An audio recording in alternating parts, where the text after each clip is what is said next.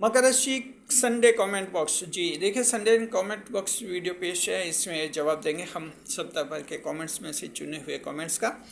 इस बार हमने 6 कमेंट्स चुने हैं जिनका जवाब हम इस वीडियो में देंगे।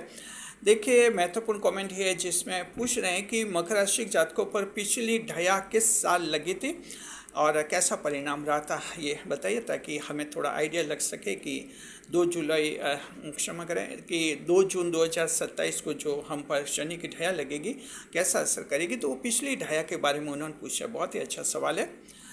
इसके अलावा देखिए कि हम जिन 6 सवालों के जवाब देंगे आपको पहले बता देते हैं। पहला यह कि मकर राशि पर पिछली ढैया कैसी थी। दूसरा सवाल ये है, 12 राशियों का जो राशिफल का चैनल आप 12 राशियों का राशिफल आप किस चैनल पर अपलोड करते हैं, ये जानना चाहते हैं। सभी 12 राशियों का भविष्यफल हम कहाँ जारी करते हैं। तीसरे नंबर पर मकर राशि के लास्ट में कार्य क्यों अटकते हैं।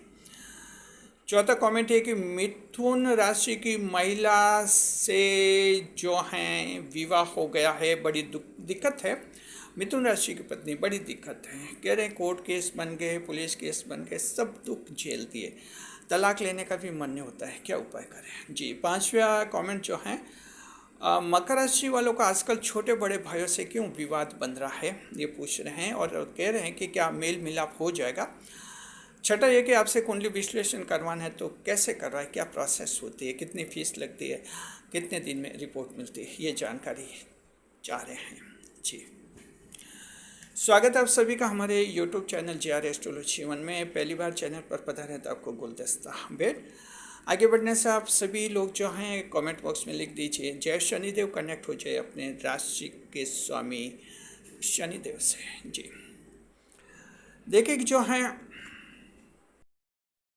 सबसे पहले सवाल देखते हैं, मकर राशि पर पिछली शनि की ढैया कैसी थी, कब लगी थी, कैसी थी। मकर राशि जातक को देखिए, शनि की ढैया जो आपके 2 जून 2027 को लगेगी, चौथे भाव की लगेगी। तो हम आपको पिछली चौथे भाव की ढैया का बताएंगे। 2 ढैया होती है आप लोगों पर, फिलहाल चौथे भाव की ढैया पर हम विचार करेंगे। पिछली चौथे भाव की ढैया कब लगी थी, तारीख जान लीजिए। 17 अप्रैल 1998 को लगी थी, 6 जून सन 2000 तक रही थी। जी, 17 अप्रैल 1998 टू 6 जून 2000 AD। जी, ये लगभग 2.5 साल का वक्त था। तो समझ लीजिए कि यह लगी थी लगभग 27-28 साल पहले लगी थी।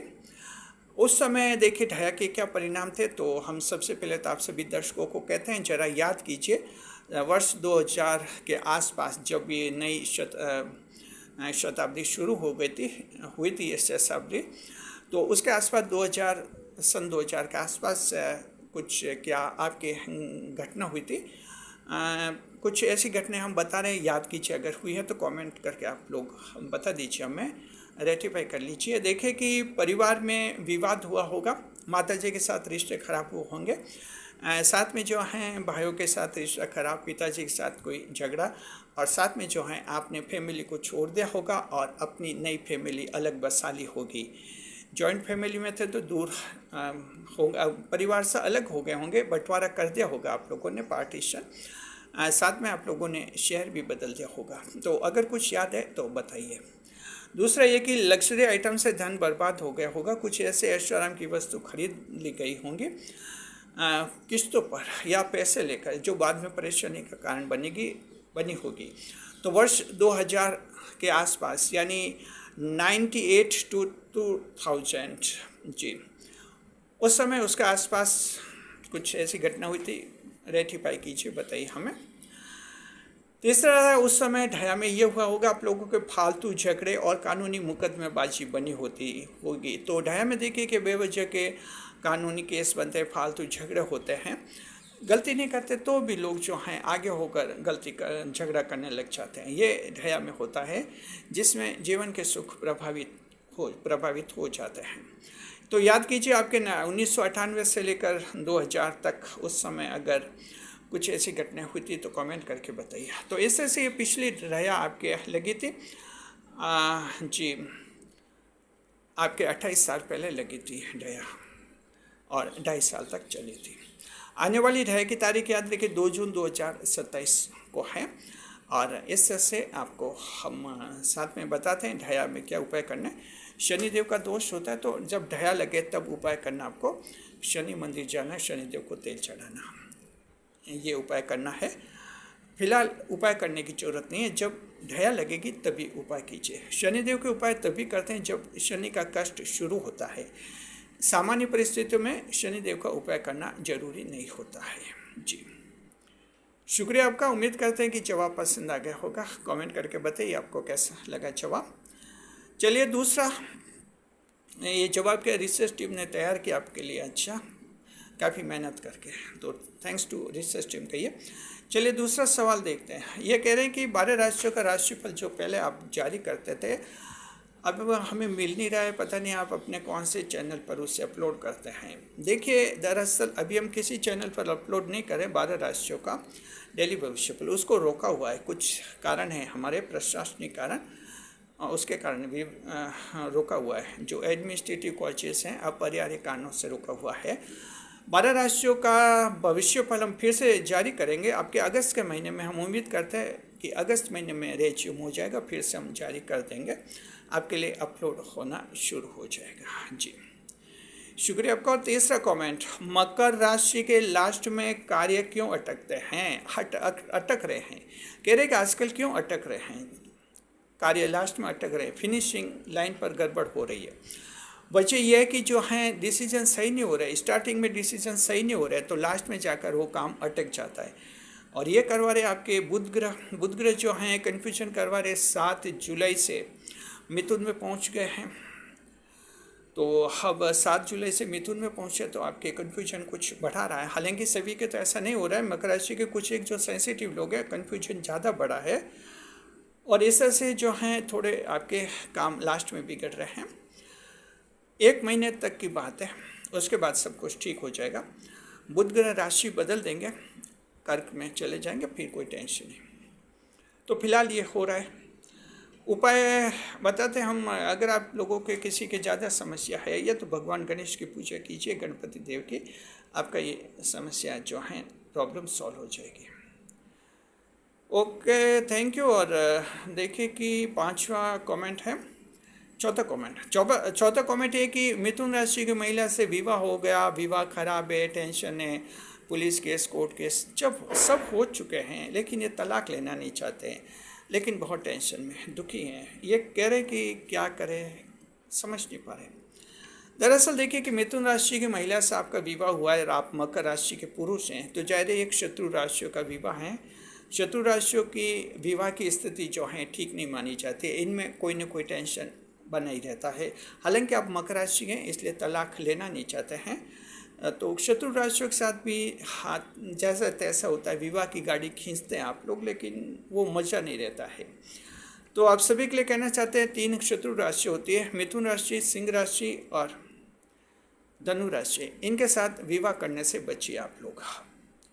लेकिन चलिए विवाह हो जाता है, हो गया है, ऐसी स्थिति में अब क्या करना है। ये तलाक तो लेना नहीं चाहते हैं, चलिए अच्छी बात है, तलाक लेना नहीं चाहते हैं। मिथुन राशि की पत्नी है तो ध्यान रखिए, तालमेल बनाइए, कोऑर्डिनेशन कीजिए। मिथुन राशि की पत्नी तर्क से मानते, लॉजिक से नहीं मानते, बुद्धिमानी से बात कीजिए। उसके सामने आंसू नितारने से, उसके सामने रोने से मिथुन महिला पर कोई फर्क नहीं पड़ता है, उल्टे वो आपको कमज़ोर समझती है। बुद्धि से बात कीजिए, दिमाग से उसको समझाइए, जो कुछ भी समझाना है। धीरे धीरे देखिए कि वो समझने लग जाएगी और आपकी जीवन की खुशियाँ बढ़ेगी।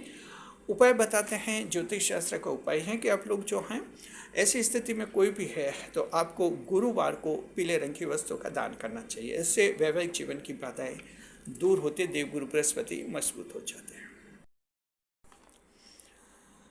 देखिए कि जो है 5वां कमेंट है, ये कह रहे कि मकर राशि का छोटे बड़े भाइयों के साथ विवाद हो गया है, तो ये कह रहे हैं क्या मेल मिलाप होगा या नहीं होगा। बिल्कुल हो जाएगा, फिलहाल तो ऐसा योग है, हो जाएगा। शनिदेव आपकी मीन राशि में चल रहे हैं, 3 भाव में चल रहे हैं, तो भाइयों से सहयोग का योग बना हुआ है। भाइयों के साथ कोई झगड़ा है आपका सुलझ जाएगा, झगड़ा मिट जाएगा, समाधान हो जाएगा, चाहे छोटे भाई के साथ है या बड़े भाई के साथ। प्रयास जारी रखिए, आपके सब कुछ ठीक होगा। 6ठा सवाल, आखिरी सवाल जी। देखिए, ये पूछ रहे हैं कि कुंडली विश्लेषण अगर हम आपसे करवाना चाहते हैं, कैसे करवाते हैं, क्या प्रोसेस है, क्या फीस है और कितने दिन में रिपोर्ट मिलती है। सबसे पहले प्रोसेस बताते हैं। प्रोसेस ध्यान रखिए कि हम जो हैं कुंडली विश्लेषण का सारा कार्य ईमेल पर करते हैं। फ़ोन कॉल व्हाट्सएप पर हम संपर्क नहीं करते हैं। पहली बात तो ये ध्यान रखिए, जब भी आपको हमसे कुंडली विश्लेषण करवाना, आपको हमारी ईमेल पर संपर्क करना होता है।